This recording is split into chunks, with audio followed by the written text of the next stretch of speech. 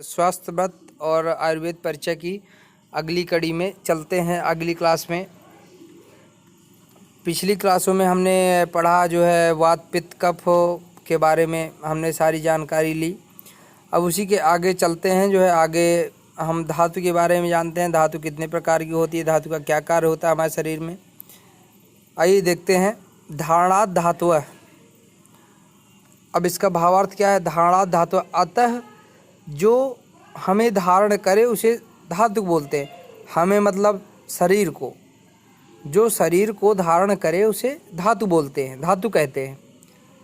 अब धातुएं जो है हमारा शरीर को धारण करने के साथ साथ उनका पोषण भी करती हैं। जो धातुएं हैं हमारी, वो शरीर को धारण करने के साथ साथ उसका पोषण भी करती हैं तथा शरीर को स्वस्थ बनाए रखती हैं धातुएं जो है। अब शरीर के मूल 3 मूल होते हैं, दोष, धातु, मल। ये जो है शरीर के 3 मूल होते हैं। दोष हम पहले जान चुके हैं, इसके बाद हम धातु में चल रहे हैं, इसके बाद हम धातु के बाद मल को देखेंगे। ये शरीर के निर्माण के उपादान कारण हैं, इन्हीं से हमारे शरीर का निर्माण होता है। जैसे सूत से वस्त्र या मिट्टी के घड़े का निर्माण होता है, वैसे ही यह मानव शरीर दोष है, धातु और मल के योग से बना हुआ है। आचार्य सुश्रुत ने कहा है कि दोष, धातु एवं मल शरीर के मूल हैं। देखिए श्लोक के माध्यम से जानते हैं। दोष धातु मल मूलम ही शरीरम। दोष धातु मल के मूल को ही शरीर कहते हैं। आचार्य सुश्रुत के ने बताया है इसको। शरीर को धारण करने का समर्थ धातुओं में ही होता है, इसलिए शरीर का मुख्य आधार धातुएं होती हैं। अब धातुएं आपकी कितनी प्रकार की होती हैं? जो है आपकी धातुएं 7 प्रकार की। कौन कौन सी? रस, रक्त, मांस, मेद, अस्थि, मज्जा, शुक्र। ये आपकी 7 प्रकार की धातुएं हैं। परीक्षा की दृष्टि से आपका बहुत इंपॉर्टेंट है। धातुएं पूछता है, धातुएं कितनी प्रकार की होती है, धातुएं 7 धातुओं का नाम बताइए। जो है ये आपकी 7 धातुएं रस, रक्त, मांस, मेद, अस्थि, मज्जा, शुक्र। श्लोक के माध्यम से देखते हैं इसको। रसांग मांस मेदो अस्थि मज्जा शुक्राणि धातुः। अष्टांग हृदय में बताया गया है जो है। अब धातु की उत्पत्ति एवं पोषण। धातु की उत्पत्ति कैसे होती है एवं ये पोषण कैसे करती हैं? देखिए अब ध्यान से आप सुनिएगा। धातु की उत्पत्ति कैसे? रस से जो है हमारी पहली धातु है, रस से रक्त की उत्पत्ति हुई है, और रक्त से मांस की उत्पत्ति हुई है, मांस से मेद की उत्पत्ति, और मेद से अस्थि की उत्पत्ति, अस्थि से मज्जा की उत्पत्ति, और मज्जा से शुक्र की उत्पत्ति होती है। देखा आपने? जस्ट जो है उसके आगे वाले से उसकी उत्पत्ति होती है, पहले वाले से उसके आगे की उत्पत्ति होती है। देखिए, रस से रक्त की, रक्त से मांस की, मांस से मेद की, मेद से अस्थि की, अस्थि से मज्जा की, मज्जा से शुक्र की उत्पत्ति होती है। इस प्रकार पूर्व 2 धातुओं के सार भाग में उत्तर धातुओं का पोषण होता है। देखिए जो है रसाद रक्तम ततो मांस मांसम मांसान्मेदं प्रजायते मेद सो अस्थि ततो मज्जा शुक्र तु जायते। सुश्रु संहिता में बताया गया है। रस धातु, रसगतो धातु से रस शब्द बनता है। रस सभी धातुओं का पोषक है। हृदय के द्वारा संपूर्ण शरीर में अनवरत रूप से इसका परिभ्रमण होता रहता है। शरीर को धारण एवं जीवन पर्यंत शरीर का यापन से 2 इसके मुख्य कार्य हैं। अब देखिए कौन कौन से कार्य हैं इसके। पंचभौतिक षड्रस युक्त प्रकार के आहार को जठराग्नि द्वारा पाचन होने पर जो सूक्ष्म सार भाग बनता है उसे रस धातु कहते हैं। देखिए प्रमाण, अपने हाथ की 9 अंजलि प्रमाण से रस धातु की उत्पत्ति होती है। तत्र रसगतो धातु आहार गच्छेतियो रस। ये आपका सुश्रु संहिता में बताया गया है। अब देखिए इसमें आपने रस के बारे में देखा, रस धातु के बारे में देखा। अब देखिए जो है रक्त के बाद में रक्त धातु के बारे में देखते हैं। जब रस धातु रंजक पित्त द्वारा रंजित होकर रक्त वर्ण का हो जाता है तब उसे हम रक्त कहते हैं। रक्त शरीर का मूल है और रक्त के द्वारा शरीर का धारण होता है, इसलिए रक्त की प्रयत्न पूर्वक रक्षा करनी चाहिए। देखिए जो है हम रक्त मतलब ब्लड, वही खून। अगर किसी का खून बह जाता है तो आदमी डेड हो जाता है, इसलिए जो है किसी की तबीयत खराब होती है, उसमें ब्लड की कमी होती है, ब्लड चढ़ा दिया जाता है, वो स्वस्थ हो जाता है।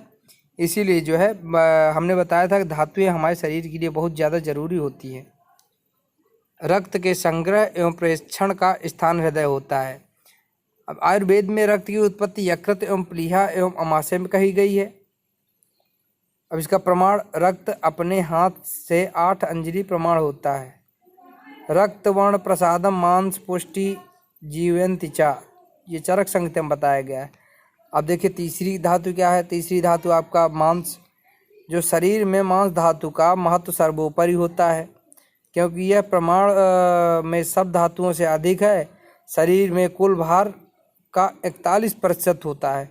जो हमारा शरीर है इसमें मांस धातु का कुल भाग जो हमारा है उसका 41% भाग होता है। इसमें 5% जल तथा 21% प्रोटीन। शरीर की संपूर्ण जल और प्रोटीन का अर्धांश में मांस होता है।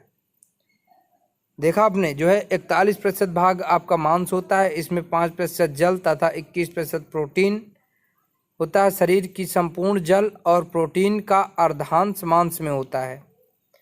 अतः मांस की पुष्टि से ही शरीर की पुष्टि होती है।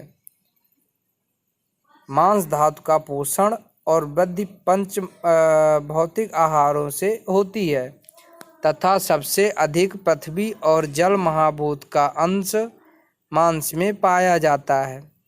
मांस का कार्य चेष्टा करना है तथा चलना फिरना उठना बैठना खाना पीना आदि सभी कर्मों को करने का साधन मांस होता है। कोई भी कर्म मांस धातु के संकोच और विकास से होता है। कार्य की दृष्टि से मांस के 2 भाग बताए गए हैं, इच्छाधीन और स्वतंत्र। मांस शरीर पुष्टि मेदास्त्र पुष्टि करोति, ये सुश्रुत संहिता में बताया गया है। अब देखिए अगली धातु देखते हैं, मेद। मेद में क्या है। मांसगत मेद का नाम ही वसा है। यह शुद्ध मांस का स्नेहांश होता है। इसे लोग भाषा में चर्बी कहते हैं, ठीक है, चर्बी बोलते हैं। जिन प्राणियों के शरीर में मेद जितना अधिक होता है वह उतना ही अधिक गुरु होता है। मेद धातु मांस धातु से पुष्ट होता है। यह शरीर के स्वेद स्नेह मृदुता और दृढ़ता का कारण होता है। स्नेहन द्वारा त्वचा की रुचता, बालों का सड़ना, बालों का झड़ना, सड़ना नहीं झड़ना बोलते, झड़ना आदि विकारों को रोकता है। देखिए मेदस्वी व्यक्ति का शरीर उसका त्वचा नख ओष्ठ स्निग्ध होते हैं, उसमें श्रम करने की क्षमता का अभाव होता है। मेदस्वी व्यक्ति जो होता है, मेद स्नेह स्वेदो दृढ़त्व पुष्टि मत्सना थनाम चाकरोति। मेद का प्रमाण 2 अंजलि प्रमाण होता है। मेद का जो प्रमाण है 2 अंजलि प्रमाण होता है। अस्थि धातु शरीर की स्थिति अस्थियों के समुचित निर्माण पर निर्भर है। अब जो है जो आपका अस्थि पंजर शरीर सुदृढ़ ढांचा बनाता है। जो अस्थि होती हैं, अस्थियों से ही तो सुदृढ़ ढांचा हमारा तैयार है शरीर का, ठीक है। और जो है मांसपेशियां स्नायु द्वारा अस्थियों के ऊपर बंधी होती हैं। मर्मों के अपने अंतर को धारण कर अस्थियां बाहरी आघातों से उनकी रक्षा करती हैं। अस्थियां शरीर का धारण और मज्जा का पोषण करती हैं। अस्थिनी देह धारणम मज्जा पुष्टिचा, सुश्रुत संहिता में बताया गया है। अब जो है आपकी जो मज्जा धातु है यह अस्थियों के मध्य रहने वाली स्नेह धातु है। यह 2 प्रकार के होते हैं, पीत मज्जा और लोहित मज्जा। इसका प्रमाण मज्जा में एक अंजलि प्रमाण होता है। पीत मज्जा के नलका स्थियों के मध्य बीवर में होती है और लोहित मज्जा सुशीर संघात छिद्रमय संगठन तथा गर्भ और शिशु में नलिकास्थियों के बीवर में भी होता है। जो आपका मज्जा है शरीर में स्नेहन गुरु का पोषण और अस्थियों के बीवरों को पूर्ण करती है। मज्जा का पान के रूप में प्रयोग हितकर होता है। यह बल शुक्र रस एवं मज्जा की वृद्धि करता है। यह विशेष रूप से शुक्र धातु का पोषण और शरीर का स्नेहन तथा शरीर में बल संपादन का कार्य करता है। बल शुक्र रस श्रेष्ठ मेदो मज्ज विवर्धन मज्जा विशेषतो स्थानम चा बलकतम स्नेहन गतः। इस चरक संहिता में बताया गया है। आपका जो शुक्र धातु है आपका लास्ट है जो है अंतिम है 7वां नंबर शुक्र धातु। जिस प्रकार गन्ने में रस, दूध में दही, घृत में तेल, दही में घृत, तिल में अदृश्य रूप में तेल और उसके सर्वांग में घुला मिला होता है, उसी प्रकार शुक्र पुरुष के शरीर में व्याप्त होता है। इस फटिकाम द्रव्यम स्निग्ध मधुरम मधुगंधानि गंधी चा शुक्रमिच्छति केचितु तौल छौद्र निभ तथा सुसु संगतम बताया गया है।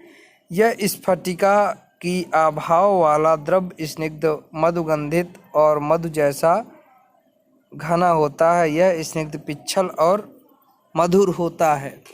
अब देखिए आज हमने देखा आप धातुओं के बारे में, धातुओं के हमने प्रकार देखे और उसमें धातुओं के प्रकारों का क्या क्या कार्य है, रस का क्या कार्य है, रक्त का क्या कार्य है, अस्थि का क्या कार्य है, मेद का क्या कार्य है, शुक्र का क्या कार्य है।